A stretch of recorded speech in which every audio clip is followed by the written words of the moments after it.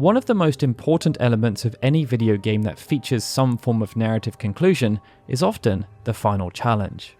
This can, of course, take shape in many forms, but within the JRPG genre, it has frequently manifested in the final boss.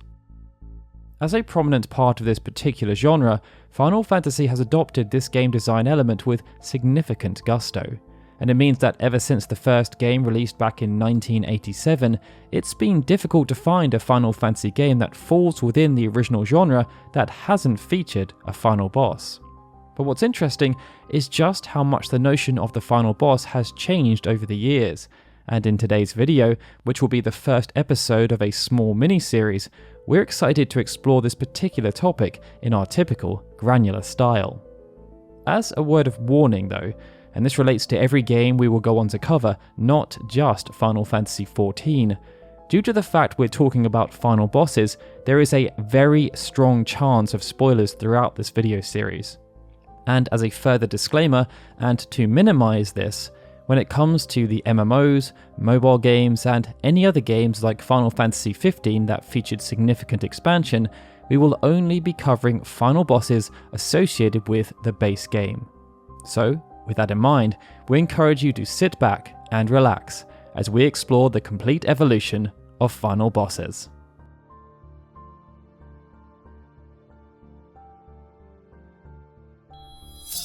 Following in the footsteps of its forebears, the original Final Fantasy featured a rather interesting and iconic final boss, Chaos.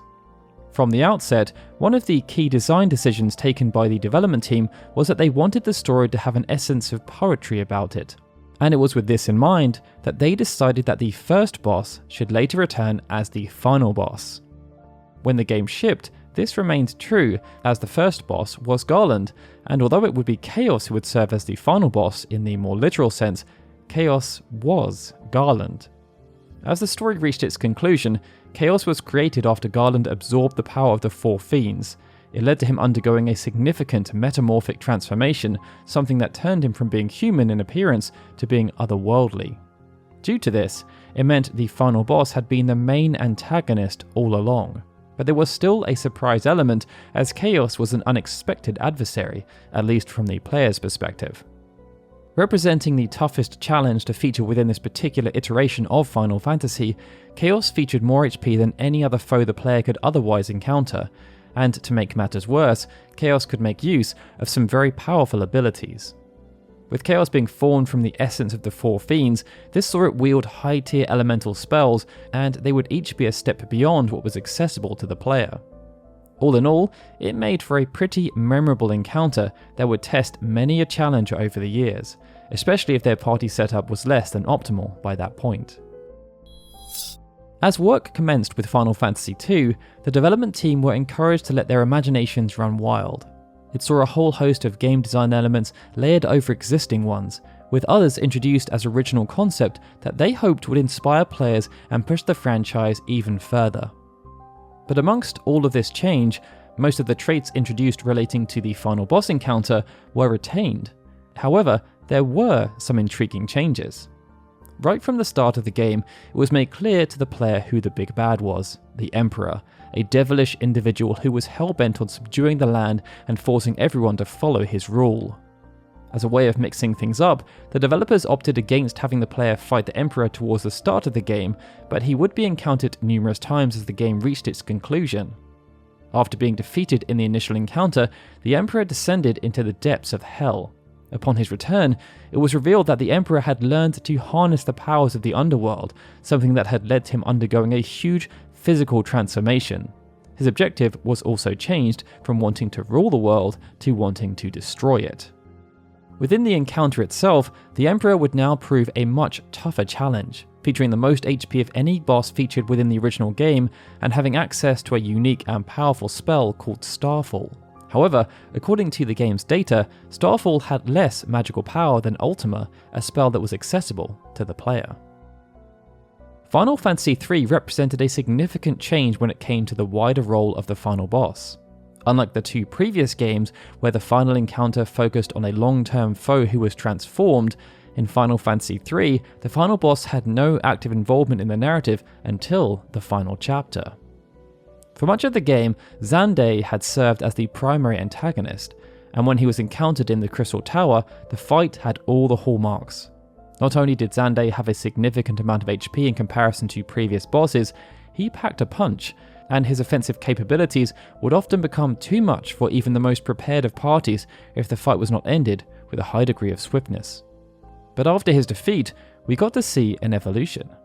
Instead of the game being concluded, players learned that Xande had been manipulated.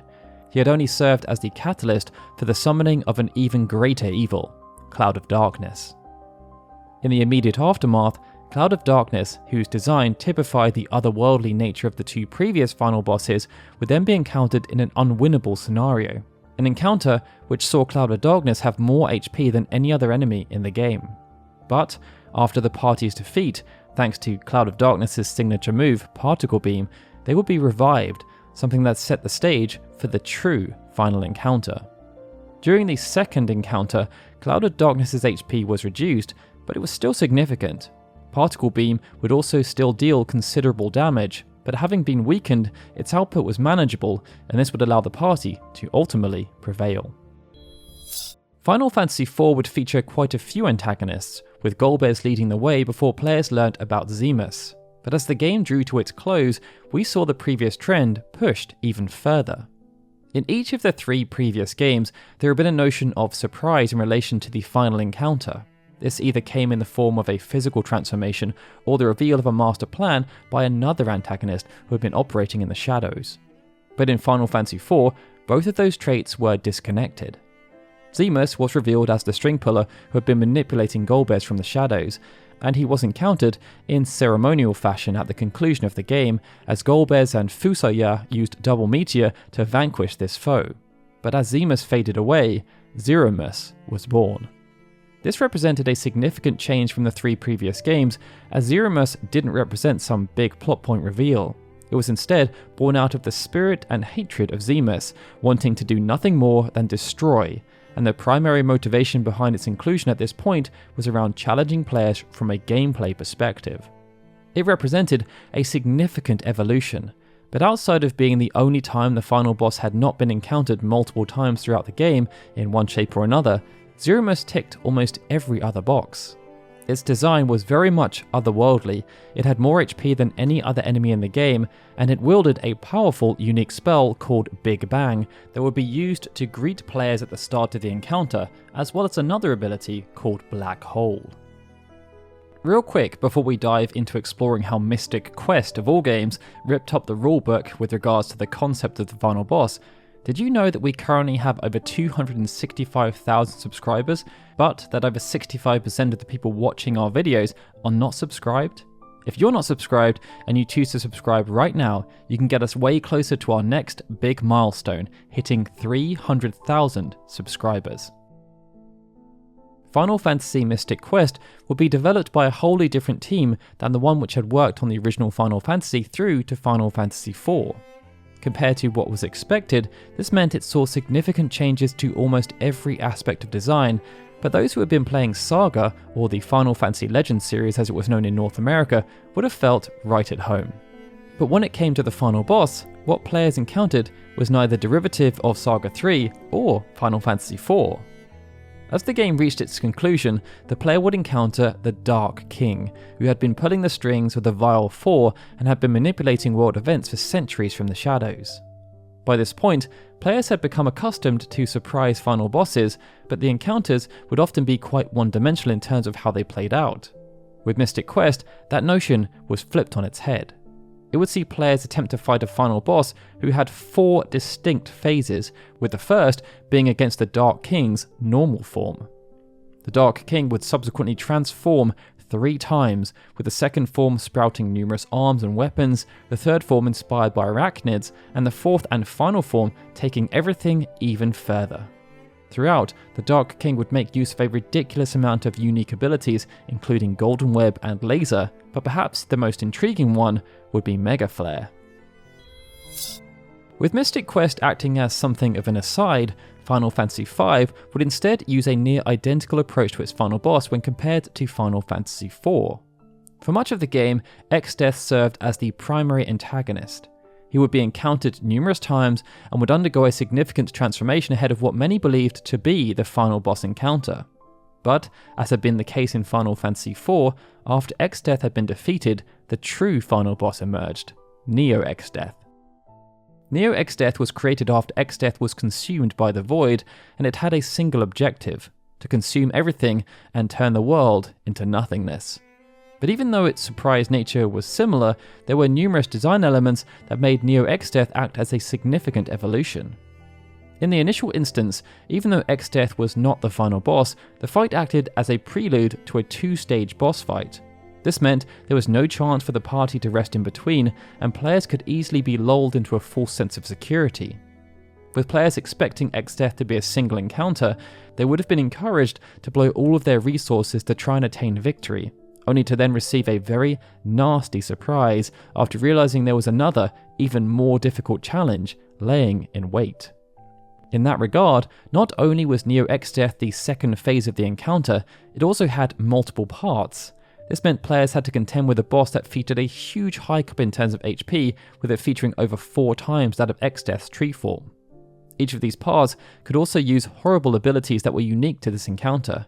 They included Grand Cross and Almagest, and it meant that unlike previous games where the final boss encounters were challenging but manageable, those who were coasting through Final Fantasy V would find that the only way to prevail was to undertake some serious preparation.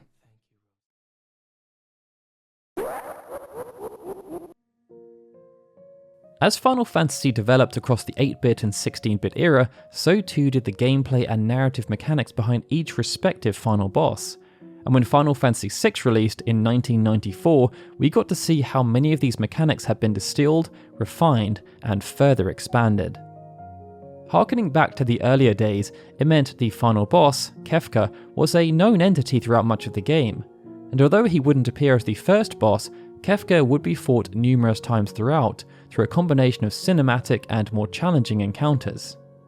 As the game drew to its conclusion, the strongest version of Kefka would be faced, and much like some of the other more recent final bosses, by this point in the story, his desire was to bring about total destruction as he felt life and creation were meaningless. However, as a prelude to this fateful encounter, players would first need to best the statue of the gods. This concept had been utilised in Final Fantasy V, where players first needed to defeat Exdeath before defeating Neo Exdeath, and in Final Fantasy VI it was elevated in significant fashion. Ahead of the fight, players would need to select a priority ordering for their party. The initial 4 characters would start the encounter, and each time a character was KO'd, the next party in the list would enter the fight. It was a foreboding mechanic, and as it progressed, it was easy to understand why. As a prelude to facing Kefka, players would need to fight their way through an encounter that would have 3 separate phases, and in each phase there will be multiple targets, something reminiscent of the fight against Neo Exdeath. It would only be after defeating Rest and Lady in the final phase that players would be allowed to square off against Kefka, with no rest or recuperation offered in between. The fight against Kefka would be a further war of attrition, and his physical transformation was reflective of the task ahead. But in an interesting twist, even though Kefka would have a significant amount of HP, it wasn't the most in the game.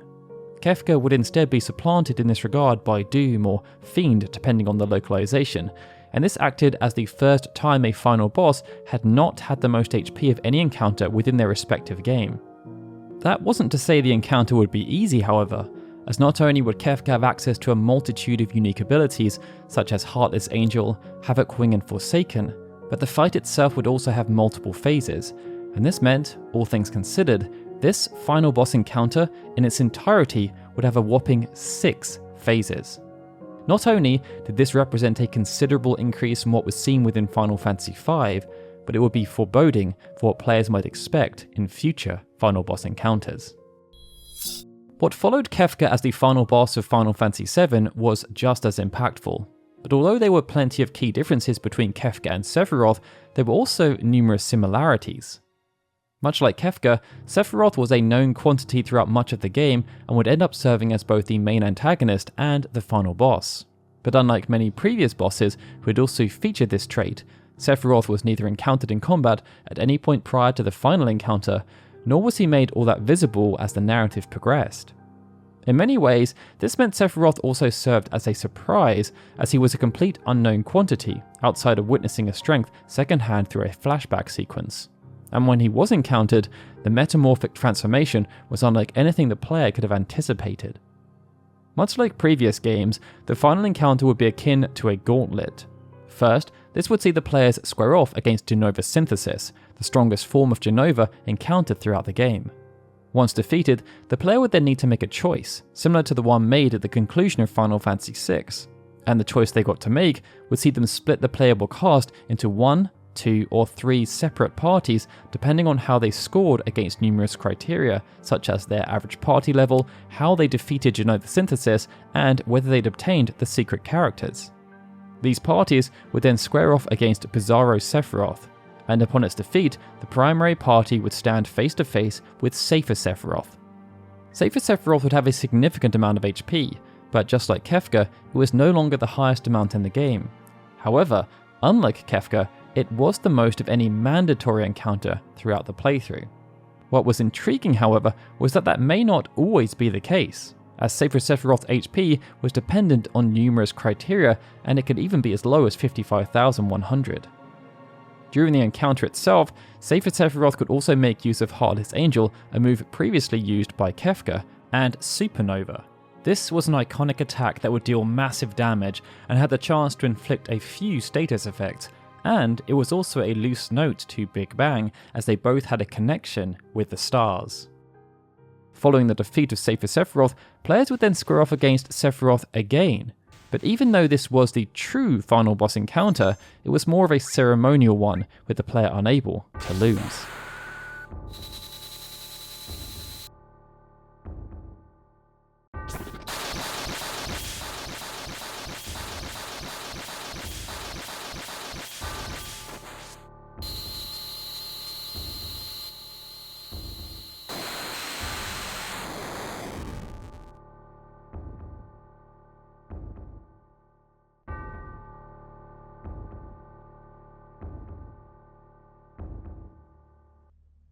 Final Fantasy Tactics broke the mold in many ways, but its final boss would end up being quite derivative and reminiscent of many of the Final Fantasy games that were released in the early 90s. Throughout much of the narrative, players were fighting on multiple fronts, but as the plot started to conclude, it became clear that the Church of Glabados were up to some pretty dastardly deeds. This all came to a head when Ramza and his band of allies ventured inside the Necrol of Malond, making their way to the airship graveyard as they attempted to stop Fulmar from resurrecting Ultima. Here, the players would take part in a multi-fight, multi-phase final boss encounter that would see them first square off against Hashmal before tackling the true final boss, Ultima. In many ways, even though the objective was known, Ultima would fulfill the surprise trait, as the final boss encounter represented the first time Ultima was seen within the game. And the fight itself then took a serious turn, as even though Ultima would be somewhat otherworldly in the initial sense, during the second phase of the encounter it would transform into something much less palatable. This encounter would be one of the most difficult in the entire game, with Ultima having a significant amount of HP and summoning allies to assist. Across the two phases, Ultima would also make use of some powerful spells such as Enhanced Ultima and Divine Ultima. But there was one move that served as a significant nod, as Ultima could use Grand Cross, a move that was previously used by Neo Exdeath in Final Fantasy V. In Final Fantasy VIII, through Ultima Sia, the development team resurfaced numerous traits associated with final bosses and even introduced some new ones. From a narrative perspective, even though Ultima Sia was a surprise, it wasn't as much of a surprise as, say, Zeromus, Neo Exdeath, or Ultima, instead acting as more of a middle ground like Cloud of Darkness. As such, Ultima Sia only became known after the antagonist players believed to be the main antagonist, Edea, was defeated for a second time. However, it wasn't until the final encounter, which took place in Ultima Sia's castle, that players would meet Ultima Sia face to face. In the first phase of this multi-phase encounter, players would square off against Ultima Sia in her human form, and yet again there will be a party selection mechanic at play. However, unlike in Final Fantasy VI and VII, where players would have the ability to choose, in Final Fantasy VIII, the party selected for the fight was random, with fallen party members replaced by random members from the reserve roster. After being defeated in her human form, Ultima Seer would summon Griever. That the final boss encounter had multiple phases by this point was no means a new concept, but in no previous instance had the final boss ever been removed from the encounter in favour of another foe. The closest to this was Ultima in Final Fantasy Tactics, who summoned allies to support, but Ultima was still a consistent feature throughout. Upon the defeat of Griever, Ultima Seer would then undergo a transformation, something that had now been very established as a hallmark trait for final bosses. But it wouldn't be until the 4th phase transformation, something we hadn't seen since Mystic Quest, that everything got pretty serious. It would be during this 4th phase that Ultima Seer would start to tick some more established traits. For example, there would be a huge hike up in HP, and this mirrored Sephiroth, as Ultima Seer would have the highest HP, but only when looking at mandatory bosses. Ultima Seer would also have multiple targetable parts, and to cap things off, players would have to deal with some very powerful abilities such as Apocalypse and Hell's Judgment. By its conclusion, players would have overcome an incredible foe, and they would have experienced an encounter unlike anything else seen before within the franchise. After the decision had been made to have Final Fantasy IX wholesale resurface many of the traits found within the 8-bit and 16-bit era of the franchise, the developers explored how and where they could appear. And with regards to the final boss, the inspirations were quite clear. Much like Final Fantasy III, IV, and V, this would see the final boss, Necron, appear by complete surprise after Kuja had been defeated. The way Necron manifested also bore strong resemblance to Zeromus, as it was awakened by Kuja's negative emotions, and its motivations were almost identical to Cloud of Darkness and Neo-Exdeath, as after witnessing the actions of Kuja, Necron resolved to destroy the origin of life and create nothingness. The fight itself continued the more recent trend of the final boss having the most HP of any mandatory encounter, and its appearance was indeed otherworldly. Necron would also use a suite of unique abilities, including the likes of Neutron Ring and Blue Shockwave, but perhaps the most infamous was Grand Cross, a move that had previously been used by Neo-Exdeath and Ultima. And through its animation sequence, Grand Cross also continued the connection between final bosses and the cosmos. By the time Final Fantasy X had been released, many of the core traits associated with final bosses had been established. But perhaps because the developers still wanted to try and keep players on their toes, the final boss of Final Fantasy X would end up being quite different from many of the previous games, while also being quite familiar. Throughout much of the game, Seymour and Sin were positioned as the major antagonists, but as the game concluded, even though they were both fought against, the story continued. As such, the player ventured deeper inside Sin, something that would lead to a fateful encounter against Jecht. This wasn't so much of a surprise, at least in comparison to some previous games, but that Jecht then proceeded to transform into a colossal Aeon was. The fight itself was emotionally charged, and it had 2 clear phases. Jecht would have access to some unique moves such as Jecht Beam, which mirrored Cloud of Darkness's Particle Beam, and was supported in combat by pagodas similar to Ultima in Final Fantasy Tactics. Jecht's HP was also much higher than any previous boss, further emphasizing that the fight against the final Aeon was the final boss encounter, as it ticked almost every box. But here's where things got interesting, as it wasn't the final encounter. That would instead be against Yu Yevon, who was very much a surprise. Yu Yevon's design was nothing like anything seen before in the game, and it too had a significant amount of HP, as well as being supported by 2 pagodas. However, even though Yu Yevon could use Ultima and Gravijar, neither were unique to this encounter, and as party members were given permanent auto-life, it was nearly impossible to lose unless the player actively wanted to do so. It meant there were clear parallels to the final stages of Final Fantasy VII, where after defeating Safer Sephiroth, the player would then fight Sephiroth in an encounter that could not be lost. Even though Final Fantasy XI was unlike any of the previous Final Fantasy games that had been developed, the creative minds working on the project attempted to ensure that many of the hallmark Final Fantasy traits were still present. This remained true in numerous areas, from the adoption of jobs through to the many monsters players would encounter and the spells they could wield, and it also remained true in relation to the final boss. How the Shadow Lord came to be was reminiscent of Final Fantasy IV and IX, as it only came to existence following the death of another.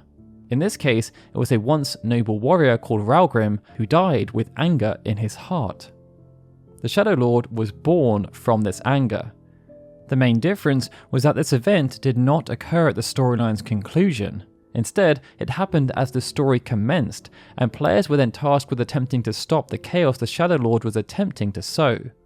This all came to a head inside Castle Sval. In the ensuing encounter, the players would find that the Shadow Lord fulfilled many of the typical final boss traits, even though the fight had been adapted to a different genre. This would see the Shadow Lord have a significant amount of HP in comparison to previous bosses that were encountered as part of the story, and there were two distinct phases. However, unlike any previous game that had contained multi-encounter or multi-phase fights, in Final Fantasy XI, the player was afforded time to rest and recuperate ahead of the second phase of the encounter commencing. Throughout both phases, the Shadow Lord would also use a plethora of unique abilities. These included the likes of Dark Nova, Giga Splash, Implosion, and Umbra Smash, and although none were inherently linked to previous final bosses, the sheer volume witnessed was pretty impressive. Final Fantasy Tactics Advance featured a narrative that had an unorthodox premise, and it saw a few changes to the typical final boss formula. In the previous incarnations, the final boss had been a surprise element born from the negative emotions of the main antagonist. In another, Cloud of Darkness had been encountered in an unwinnable scenario before being defeated within the final boss battle.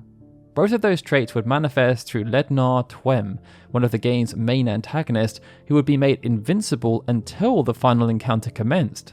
But even though Lednar Twem was one of the main antagonists, he was not the overarching villain. That mantle was instead reserved for Lagrim. After Lednar had been defeated, the player would square off against Queen Remedy, Mute's mother, in her human form. But after being defeated, Remedy then transformed into Lagrim to surprise players and bring about the third part of this final boss medley. And it was here that we would see further expansion in terms of the array of unique moves wielded by a final boss. With Final Fantasy X-2 serving as the first major expansion to a mainline Final Fantasy game, even though there were some significant cost efficiencies on display with regards to asset reusage, from a gameplay perspective, the developers chose to push boundaries. It saw a progressive new battle system created, and when it came to the final boss, there was also some noticeable differences compared to the past, but not in the ways that might have been expected. Shuyin was a spirit consumed by negative emotions, but instead of being born anew, as had been the case with many previous final bosses, it was the negative emotions that sustained Shuyin as he lay dormant within the Den of Woe. After being released, Shuyin attempted to enact a nefarious plan, total destruction of Spira, as a way of ending the constant cycle of war. To achieve this, Shuyin attempted to use an ancient piece of machina called Vegnagun, but after it was damaged beyond use, Shuyin squared off against the party himself for a final showdown. This showdown would be quite unlike anything seen before within the franchise. Not only was there no surprise element in terms of who the final boss was, but there was no surprise physical transformation of any kind to heighten the encounter. Shuyin would still make use of unique abilities, but this element was also understated, as Shuyin's abilities were inspired by Tidus's overdrives.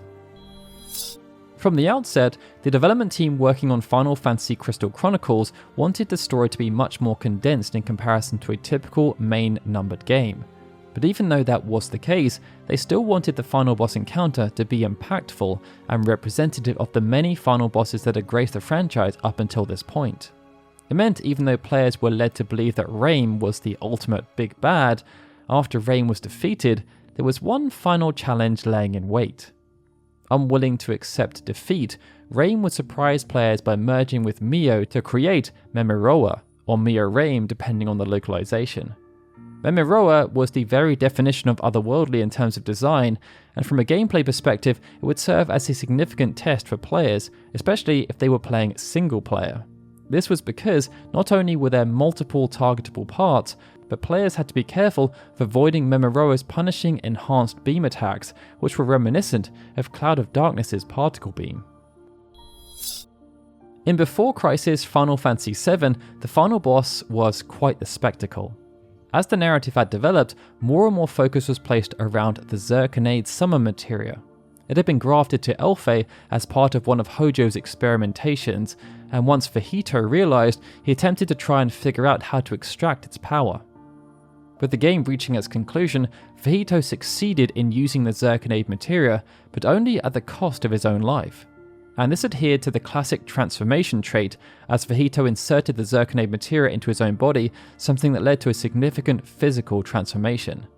But it didn't represent the final encounter, only serving as a prelude. After VIII had been defeated, Zirconade was released from its shackles, and after traversing through numerous waves of enemies, a very tough final boss encounter would ensue that was somewhat reminiscent of Cloud of Darkness. During the initial phase, the player would find the fight unwinnable, as Zirconade would absorb their attacks. But where Before Crisis took things further was that the second and third phases were also unwinnable. Each would conclude with Zirconade using a devastating beam attack, something that was also reminiscent of how Cloud of Darkness ended that first unwinnable encounter. After this string of defeats, the player would then receive messages of support from the various allies they had made, something that would push them to continue the fight. But in a first, Zirconade would not be defeated once its HP had been reduced. Instead, the player would need to damage Zirconade until they learnt a limit break ability. They would then need to survive long enough for the bar to fill so that they could use the limit break and win the day. With everything combined, it meant that even though there were clear inspirations, Before Crisis was unlike anything seen before, especially with the cinematic element added at its conclusion. Unlike many other entries in the Final Fantasy franchise, Dirge's Cerberus, Final Fantasy VII, was much more akin to a third-person shooter than a role-playing game. As such, there were some fundamental shifts made to game design, but there was, of course, still room for a final boss encounter. As the plot progressed, numerous candidates came to fruition, including Vice the Immaculate and Omega Weapon, but very few would have predicted the surprise twist of Vice merging with Omega Weapon to create a new entity called Omega Vice. Now, due to the shift in genre, the final boss encounter had quite a different format. This saw Vincent first need to traverse through a few different stages, and then some smaller encounters against the likes of Omega Cocoon, before then coming face to face with Omega Vice itself. This would have numerous nuances, such as the ability for Vice and Omega Weapon to separate, and when combined, Omega Meteor would be their signature attack. Omega Vice could also enter a heightened state where its damage output would be increased for a short period of time. But outside of the numerous stages that came before the fight itself, there were no phases during the actual encounter, and the in-fight transformations really didn't signify that the boss was up in the ante. What was different, however, was that the final boss encounter took place inside the final boss itself due to its sheer scale, and this was very reminiscent of Final Fantasy X.